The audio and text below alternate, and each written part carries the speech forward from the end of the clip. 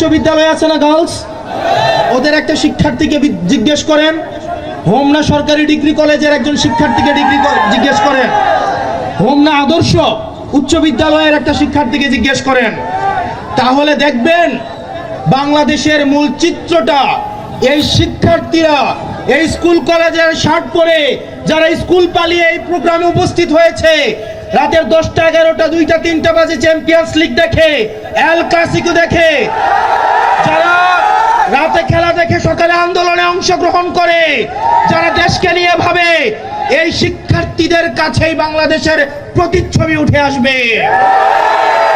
আপনি জিজ্ঞেস করে দেখেন এই শিক্ষার্থীদের, তারা ভালো নেই, কারণ তাদের এই বিবেক কারো কাছে বর্গা দেওয়া নেই। এই শিক্ষার্থীরা যখন পড়াশোনা করে তারা দেখে সামনে হচ্ছে ডিপ্রেশন, চাকরি নাই, দুর্নীতি, সরকারি প্রত্যেকটা সিস্টেমে হচ্ছে দুর্নীতি। আপনি থানায় যান, সেখানে হচ্ছে দালালি, আপনি সরকারি হসপিটালে যান, সেখানে হচ্ছে দালালি, আপনি সরকারি যে কোনো একটা প্রতিষ্ঠানে যান, সেখানে হচ্ছে দালালি, চাকরি নিতে যান, সেখানে রয়েছে ঘুষ। এই শিক্ষার্থীদের সামনে রয়েছে ডিপ্রেশন, হতাশা। সরকারে যারা এসছে আজকে 3 মাস হয়েছে,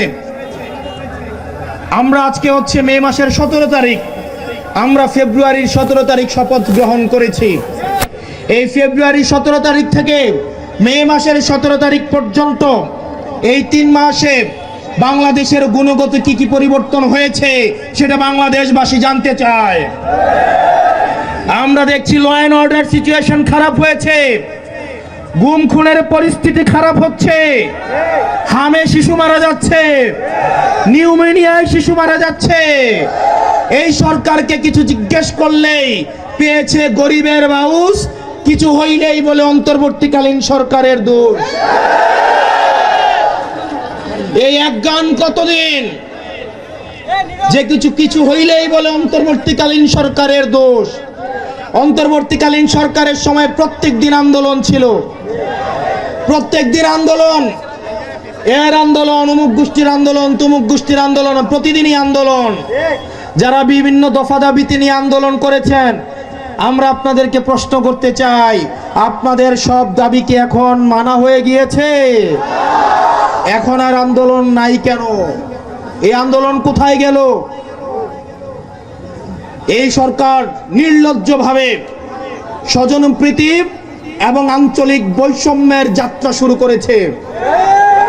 আমরা দেখতে পাচ্ছি উন্নয়নের ক্ষেত্রে আমরা ভেবেছিলাম আঞ্চলিক বৈষম্যহীন উন্নতি শুরু করবে, কিন্তু আমরা দেখতে পাচ্ছি অত্যন্ত নগ্নভাবে আঞ্চলিক বৈষম্য শুরু করে দিয়েছে।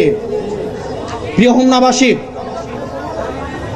আজকে আপনারা এখানে যারা উপস্থিত হয়েছেন, আমরা একটা নতুন বাংলাদেশের একটা স্বপ্ন নিয়ে এখানে উপস্থিত হয়েছি। এখানে অনেক শিক্ষার্থী আছে, ক্লাস 5-6 এর স্টুডেন্ট, ক্লাস 4-5 এর student, school going student, college going student. আমরা এমন একটা বাংলাদেশ দেখতে চাই যেই বাংলাদেশে আপনিও স্বপ্ন দেখতে পারবেন। আপনার যদি দক্ষতা থাকে, যোগ্যতা থাকে, তাহলেও আপনিও বাংলাদেশের প্রধানমন্ত্রী হতে পারবেন। নেতার পিছে পিছে ঘুরে, নেতার পিছে কামলা দিয়ে, গাড়ির পিছনে পিছনে দৌড়াইয়া নেতা হওয়া যায় না। আমরা পরিবারতন্ত্রের মধ্য দিয়ে উঠে আসা নেতৃত্ব চাই না। আমরা চাই নিজের দক্ষতা দিয়ে, যোগ্যতা দিয়ে, সে তার ব্যাকগ্রাউন্ড কি, তার বাবা কি করে, চাচা কি করে, সেগুলো মুখ্য না। পরবর্তী বাংলাদেশ তাদেরকেই গ্রহণ করবে যারা নিজের যোগ্যতায় এবং যারা নিজের দক্ষতায় উঠে আসবে ইনশাআল্লাহ। প্রিয় হোমনাবাসী এবং তরুণ প্রজন্ম, অনেকের হয়তো ভোট দেওয়ার বয়স হয় নাই, এখানে অনেকে আছে যাদের ভোট দেওয়ার বয়স হয় নাই। আমরা আজকে রাজনীতি করি আগামী দিনের আপনাদের বাংলাদেশের ভবিষ্যৎ বিনির্মাণ করার জন্য। আমরা চাই পরবর্তী বাংলাদেশ যারা এই নেতৃত্ব দিবে, যারা আপনার কর্মসংস্থানের কথা চিন্তা করে, সেটি তাদের পলিসিতে আছে কিনা সেটি আপনি তাদের রাজনীতিতে দেখবেন। আপনি তাদের রাজনীতি দেখবেন, তাদের রাজনীতিতে ঘুষমুক্ত বাংলাদেশ আছে কিনা, চাঁদাবাজ মুক্ত বাংলাদেশ আছে কিনা, টেন্ডারবাজ মুক্ত বাংলাদেশ আছে কিনা। প্রিয় হোমনাবাসী, আজকে থেকে 6 মাস আগের ঘটনা, আমাকে কুমিল্লাতে অবাঞ্ছিত ঘোষণা করা হয়েছিল।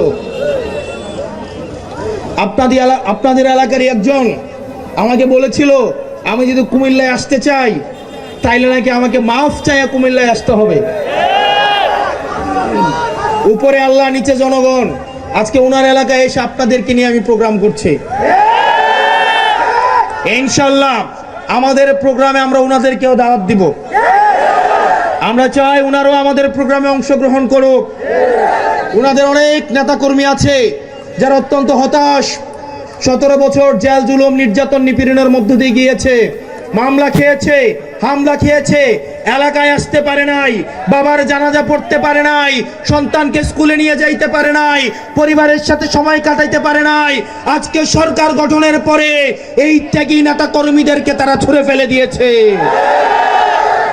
এই হোমনাবাসী আমরা আপনাদেরকে সাক্ষী রেখে বলতে চাই, ওইসব নেতা কর্মীদেরকে আমরা এনসিপিতে স্বাগত জানাই। কারণ আমরা এনসিপি, আমরা চাঁদাবাজির রাজনীতি আমরা সাবস্ক্রাইব করি না, টেন্ডারবাজির রাজনীতি আমরা এনসিপি করতে চাই না।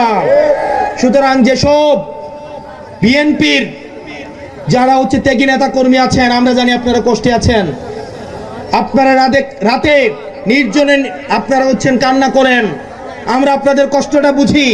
আপনারা এই চাঁদাবাজির জন্য হোমনা চান নাই, আপনারা 17 বছর জেল জুলুম এই কারণে খাটেন নাই, আপনারা যারা আওয়ামী লীগের সাথে নেটওয়ার্ক করে যারা রাজনীতি করেছে তাদের জন্য আপনারা এই হোমনা চান নাই। আমরা চাই আপনারা এনসিপিতে আসুন, এনসিপি মধ্যপন্থা এবং বাংলাদেশের রাজনীতি করবে আপনাদেরকে সাথে নিয়ে। প্রিয় হোমনাবাসী, আমরা যদি আমাদের রাজনৈতিক দলটাকে তৃণমূল পর্যায়ে গ্রামে গঞ্জে আমরা নিয়ে যেতে চাই তাহলে সবার অংশগ্রহণ প্রয়োজন। আমি এখন কিছু কথা বলবো, যেই কথাগুলো অনেকের অপছন্দ হবে, কিন্তু আপনাকে মাথায় রাখতে হবে আমরা নাগরিক আকারে আপনাদের প্রত্যেককে দেখতে চাই। আমরা দেখতে চাই এখানে প্রত্যেকটা মানুষের সমান অধিকার নিশ্চিত হোক, সে নারী হোক কিংবা পুরুষ হোক। আমরা চাই প্রত্যেকেই নাগরিকের মর্যাদা নিয়ে বাংলাদেশে তার বিচরণ করুক। আমরা চাই নারী নেতৃত্ব উঠে আসুক।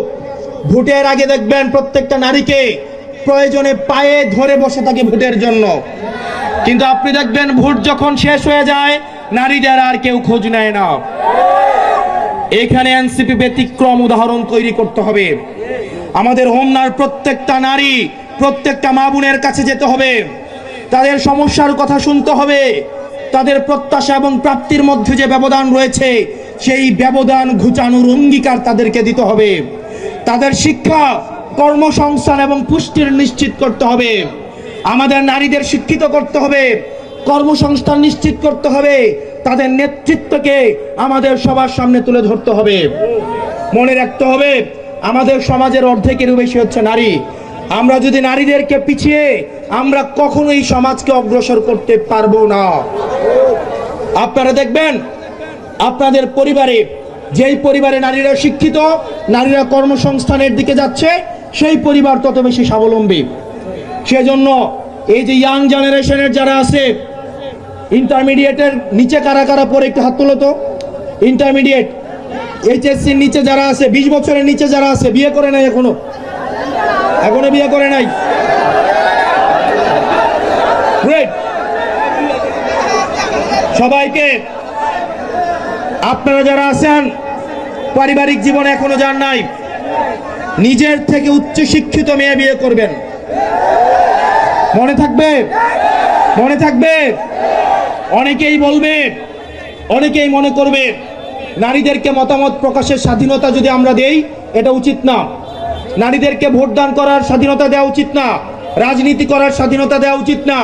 এই জিনিসটা যারা বিশ্বাস করে তারা পশ্চাৎপদ। এখানে ইয়াং প্রজন্ম, আপনাদেরকে বলতে চাই, নারীদেরকে, নিজের ওয়াইফ যদি শিক্ষিত হয় আপনি দেখবেন আপনার অর্ধেক টেনশন শেষ। এখন অনেকেই দেখবেন যারা একটা বিয়ে করে ফেলছে তারা আবার আরেকটা ট্রাই করার দরকার নাই। আর ইয়াং যারা আছে আবার একটু হাত তুলে কারা কারা বিয়ে করে নাই। সবাই নিজের থেকে বেশি শিক্ষিত মেয়ে বিয়ে করার চেষ্টা করবে তো, করবে তো। অথবা নিজের বাসার যে বোন আছে তার শিক্ষা আপনাকে নিশ্চিত করতে হবে, ঠিক আছে? প্রিয় হোমনাবাসী, হোমনাতে কোনো মাজার আছে? হোমনাতে কোনো মাজার আছে? আপনাদেরকে একটা বিষয় নিশ্চিত করতে হবে, কোনো বিশ্বাসে আপনি কখনো আঘাত করতে পারেন না।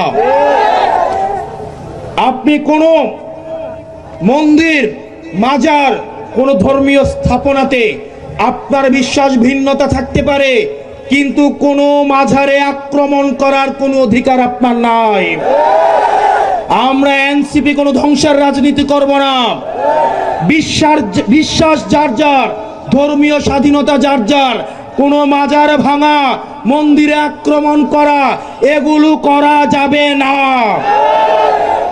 আপনার নিশ্চিত করতে হবে, মনে রাখতে হবে, আপনার পাশে যিনি আছেন, অন্য ধর্মের হোক, অন্য বিশ্বাসের হোক, আপনাকে এটা নিশ্চিত করতে হবে ওই ভাই অথবা ওই বোন আপনার কাছেই যেন সবচেয়ে বেশি নিরাপদ থাকে। আমাদের সংখ্যালঘু ভাইয়েরা যারা আছেন, আমাদের হিন্দু ধর্মাবলম্বী ভাইয়েরা যারা আছেন, বৌদ্ধ খ্রিস্টান ধর্মাবলম্বী ভাইয়েরা আছেন, আমরা আপনাদেরকে সংখ্যালঘু মনে করি না। আপনারা আমাদের ভাই, আপনারা বাংলাদেশী, আপনারা বাংলাদেশের অংশ। এই বাংলাদেশে তারাই সংখ্যালঘু যারা বাংলাদেশকে বিশ্বাস করে না। প্রিয় হোমনাবাসী, আপনারা যদি দেখেন কেউ মাজার, কোনো মন্দির, কোনো জলসা, এগুলাতে কেউ কোনো আক্রমণ করেছে, আপনারা সেগুলো প্রতিরোধ করবেন। আপনারা পারবেন না? 5ই আগস্টের পরে আমরা দেখেছি আমাদের আলেম ওলামা ভাইয়েরা মন্দিরগুলোকে পাহারা দিয়েছে। বাংলাদেশে আমরা উদাহরণ সৃষ্টি করতে চাই, ধর্মীয় সম্প্রীতির উদাহরণ আমরা সারা বিশ্বে দেখাতে চাই। এই বাংলাদেশে বিশ্বাস যার যার, কিন্তু বাংলাদেশ সবার। আমরা সারা বিশ্বে সেই উদাহরণ সৃষ্টি করতে পারবো তো ইনশাল্লাহ? পারবো তো ইনশাল্লাহ? আমরা সারা পৃথিবীকে দেখাইতে চাই যে আমাদের বাংলাদেশে প্রত্যেকেই তার বিশ্বাস নিয়ে মর্যাদার সাথে এই বাংলাদেশে বসবাস করতে পারে।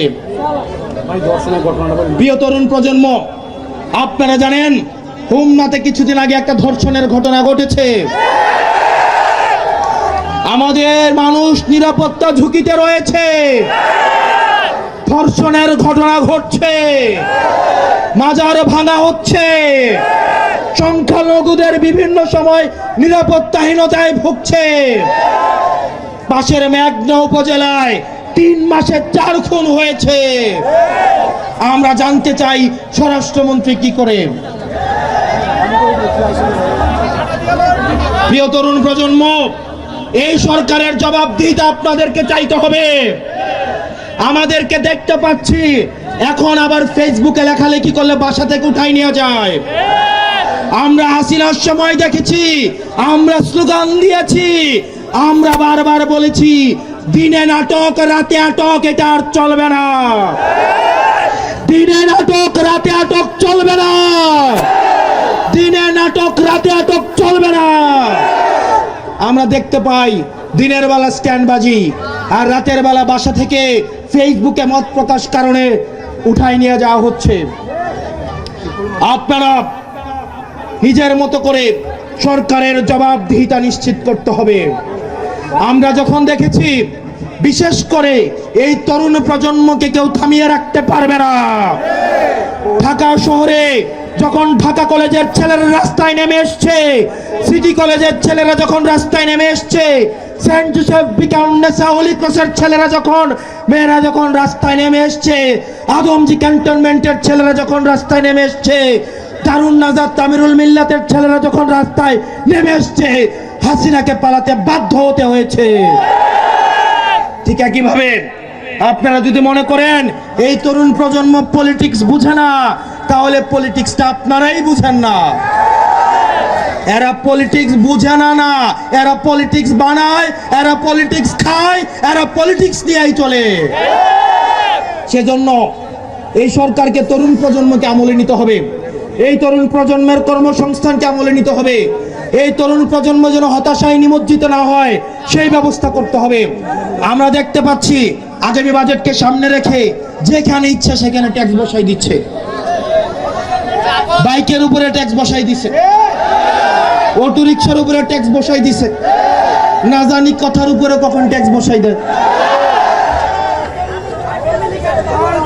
এই সরকারকে মাথায় রাখতে হবে, যারা অটো রিক্সা চালায়, যারা বাইক হুন্ডা চালায়, তারা হচ্ছে কোনো এলিট মানুষ না, তারা বর্জ্য মানুষ না, পেটের দায়ে পুঁজির দায়ে তারা হচ্ছে অটোরিকশা চালাইতে হয়। সুতরাং এসব যানবাহনের ট্যাক্স বসানো থেকে আপনাদেরকে বিরত থাকতে হবে। আমাদের প্রাইভেট সেক্টরকে উন্মুক্ত করে দিতে হবে, প্রাইভেট সেক্টরকে পৃষ্ঠপোষকতা দিতে হবে, তাহলে কর্মসংস্থান বৃদ্ধি পাবে। প্রিয় তরুণ প্রজন্ম, প্রিয় হোমনাবাসী, আমরা এমন একটা বাংলাদেশ গড়তে চাই যেখানে কোনো আদর্শিক বিভাজন থাকবে না। আমাদেরকে যে বিভাজনের রাজনীতি করে, বাংলাদেশপন্থী, পাকিস্তানপন্থী, হিন্দু, মুসলমান, কে টুপি পরে কে টুপি পরে না, কে শার্ট পরে কে পায়জামা পরে, এভাবে আমাদেরকে বিভাজিত করে আমাদের এই দেশটাকে পিছিয়ে রাখা হয়েছে। আমরা এই তরুণ প্রজন্ম, আমরা বাংলাদেশটাকে এগিয়ে নিয়ে যেতে চাই। আমরা বাংলাদেশি পরিচয় দিতে, আমাদের পাসপোর্টে বাংলাদেশি পরিচয় দিতে আমরা সারা পৃথিবীতে একটা ব্র্যান্ড হিসেবে উপস্থাপন করতে চাই। আমরা শুনতে পেয়েছি এই সিএনজি স্টেশনগুলোতে চাঁদাবাজের আখড়ায় ভরে গিয়েছে। আমার উপজেলায় খোঁজ নিয়েন, আমার উপজেলায় খোঁজ নিয়েন, কোন সিএনজি স্টেশনে চাঁদাবাজি নাই। এই সিএনজি স্টেশনে চাঁদাবাজি চলে না? আমারটাই নাই কেন? আমারটাই নাই কেন? কারণ আমি মাফিয়াদের সাথে কম্প্রোমাইজ করি না। আপনাদের এলাকায় ইটভাটা আছে? ইটভাটা আছে? এগুলো চলতেছে না? আমার এলাকায় খোঁজ নিয়েন, ইটভাটা দেখে দেখে সেগুলো ভেঙে ফেলা হচ্ছে। আমার এলাকায় কেন ভাঙতে পারি? কারণ আমি মাফিয়ার কাছে বিবেক বর্গা দিয়ে ভোটে জিতি নাই। আমার জন্য ভোট দিয়েছে মা বোনেরা, আমার কেন্দ্রগুলো পাহারা দিয়েছে যুবক ভাইয়েরা, মাদ্রাসা পড়ুয়া শিক্ষার্থীরা। আমার জন্য মায়েরা নিজে টাকা তুলে আমার জন্য সিএনজি ভাড়া দিয়ে ভোট দিতে আসছে। সুতরাং যারা জনগণের ভোটে নির্বাচিত, তারা মাফিয়াদের বিরুদ্ধে তাদের লড়াই অব্যাহত থাকে। আর যারা মাফিয়াদের টাকা দিয়ে নির্বাচন করে, তারা ইটভাটা দেখেও তারা চোখ বন্ধ করে থাকে, তারা চাঁদাবাজি দেখেও তারা চোখ বন্ধ করে থাকে, ঢাকায় বসে এলাকা চালায়। প্রিয় হোমনাবাসী, আমরা চাই এই চাঁদাবাজ নির্মূল হোক, এই হোমনাতে উন্নয়ন হোক। সেজন্য আমরা আগামী নির্বাচনে আপনাদের এলাকা থেকে আমরা পৌরসভার মেয়র হিসেবে এনসিপি আমরা রাজুর আহমেদ সরকারকে আমরা সমর্থন দিয়েছি। আমরা সারা বাংলাদেশে আমাদের সাংগঠনিক বিস্তার অব্যাহত রাখবো। সেজন্য আপনাদের ইউনিয়নে ইউনিয়নে আপনারা যারা চেয়ারম্যান হতে চান, মেম্বার হতে চান, বিশেষ করে ইয়াং যারা আছেন, যাদের বয়স হয়েছে, ভোটে দাঁড়াইতে কোনো ধরনের বাধা বা কোনো ধরনের থাকে না যে আমার বয়স কম, আমি ভোটে কিভাবে দাঁড়াবো, এটা ভাবার দরকার নাই। জনগণের কাছে যাবে, মানুষ ভোটে জিতাবে। আমি যখন ভোটে দাঁড়াই আমাকে বলছে আমি 500 ভোট পাবো। আমাদের হাদি ভাইকে বলছে 500 ভোট পাবে, বলে নাই? বলে নাই? আমরা ঠিক আছে বলছি, টাকা ছাড়া 500 ভোট দিলে এটা এনাফ। আমরা 500 ভোট নিয়ে আমরা নির্বাচনী সংযোগ শুরু করেছি। প্রথম দিন 500, তারপরের দিন জিজ্ঞেস করতাম আশেপাশে বাইরে, ভাই 520টা হয়েছে কিনা। তারপর দিন জিজ্ঞেস করতাম ভাই 550 হয়েছে কিনা। এমনি করতে করতে আমি ভোট পেয়েছি 1,72,000। মণিপুর ট্রিপল মার্ডার হয়েছে, এটার কোনো খোঁজ খবর? আমি নির্বাচন করেছি বিএনপির বিরুদ্ধে, আওয়ামী লীগের বিরুদ্ধে। আমার নির্বাচনে বিএনপি এবং আওয়ামী লীগ স্বৈরাচার মিলেমিশে একাকার হয়ে গিয়েছে। থামাইতে পেরেছে? কারণ আমার সাথে ছিল তরুণ প্রজন্ম এবং আমার মায়েরা। সেজন্য আমার মা বোন, আপনার হোমনাবাসী যারা আছেন, তরুণ প্রজন্মের যারা আছেন, মুরব্বীদেরকে আমরা দাওয়াত দিব। না আসলে আমরা তাদের দোয়া নিব, কিন্তু আমরা আগাই যাব আমাদের তরুণ প্রজন্ম এবং মায়েদেরকে নিয়ে। আগামীর বাংলাদেশ, এই জ্যানাল ফর বাংলাদেশ, জানজির বাংলাদেশ, তাদেরকে মাথায় রেখেই আমাদের নির্বাচনী প্রস্তুতি নিতে হবে। সেজন্য আমরা চাই আপনারা বিভিন্ন ইউনিয়নে ইউনিয়নে, ওয়ার্ডে ওয়ার্ডে আপনারা কাউন্সিলর এবং চেয়ারম্যান প্রার্থী, মেম্বার প্রার্থী আপনারা আগ্রহী হবেন এবং আমরা আপনাদেরকে সমর্থন দিব যদি আপনাদের যোগ্যতা থাকে। প্রিয় প্রিয় হোমনাবাসী, আমরা আমাদের এই সংগঠন আমরা প্রসারিত করতে চাই। আমরা প্রত্যেকটা গ্রামে গ্রামে যেতে চাই, প্রত্যেকটা ওয়ার্ডে ওয়ার্ডে যেতে চাই, তাদের সমস্যা শুনতে চাই এবং আমরা চাই মানুষ আমাদের উপর আস্থা রাখুক। হয়তো আমরা একদিনে পারবো না, হয়তো আমাদের 1 মাস লাগবে, 1 বছর লাগবে, 10 বছর লাগবে, কিন্তু আমরা প্রত্যেকটা ঘরে ঘরে, প্রত্যেকটা ওয়ার্ডে ওয়ার্ডে এনসিপি অবশ্যই পৌঁছাবে ইনশাল্লাহ। এনসিপির এই গণজোয়ার কেউ থামাতে পারবে না। এই জন্য আমরা আপনাদের কাছে একটু সহায়তা চাই। আমরা চাই আপনারা একটু আমাদের সমর্থন দেন। আপনারা প্রত্যেকটা ওয়ার্ডে ওয়ার্ডে আপনারা 5 জন 10 জনের কমিটি দেন।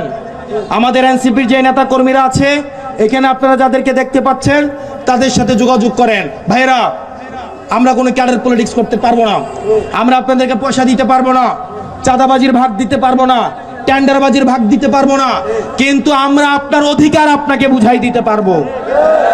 হিসাব ক্লিয়ার। নির্বাচনের আগে টাকা খাইছে চাঁদাবাজ থেকে, খাইছে নির্বাচনের আগে একবার, আর এটা 5 বছর ধরে পরিশোধ করতে হবে। তারা বিবেক বাধা, দেখবেন 5 বছর এই চাঁদাবাজি বন্ধ করতে পারবে না, কারণ নির্বাচনের আগে টাকা খেয়ে রাখছে। ইট ভাটাতে হাত দিতে পারবে না, কারণ ইট ভাটার মালিকদের থেকে টাকা খেয়ে রাখছে। আর আমরা একটা কথা বলতাম, আপনি ভোটের আগে ফ্রিতে আমাকে সার্ভিস দেন, ভোটের পরে আমি 5 বছর ফ্রিতে সার্ভিস দিব। আমার এলাকায় দিচ্ছি না, 1 লাখ টাকা সরকারি বরাদ্দ আসলো, সেটার হিসাব আমি দেই।